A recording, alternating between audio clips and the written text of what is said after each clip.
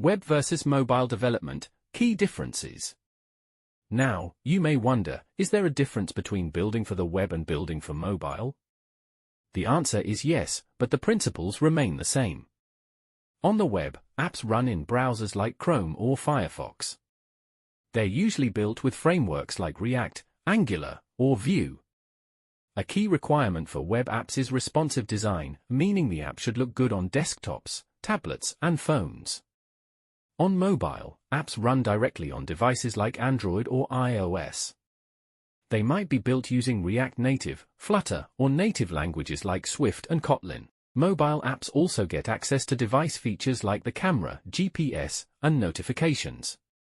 So, while the platforms are different, the architectural ideas, components, services, and routing still apply. The main difference is how we implement them and the tools we use. Component-driven design. Next, let's talk about component-driven design. This approach is all about building UIs using small, reusable pieces. Instead of building the entire page from scratch, we start with small components like a button, a card, or an input field. Then, we combine these components to form larger features, and eventually, entire pages.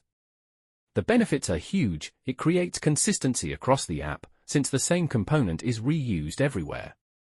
It's easier to test and debug, since we can test one small piece instead of the whole app. It speeds up development, because once you build a component, you can reuse it many times. For example, think of a button component. The same button could be used in a login form, a shopping cart, or a pop-up, but we only had to design it once.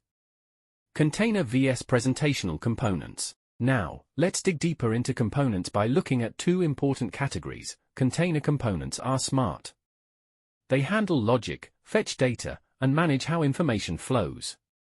For example, a user profile container might call an API to get user details and then decide what to do with them.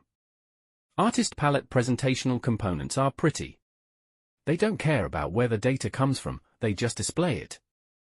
For example, a profile display component might show the user's picture, name, and email. Here's how they work together. The container fetches the user data and passes it down to the presentational component. The presentational component simply shows it on the screen. This separation keeps things clean. Containers deal with brains, while presentational components deal with looks.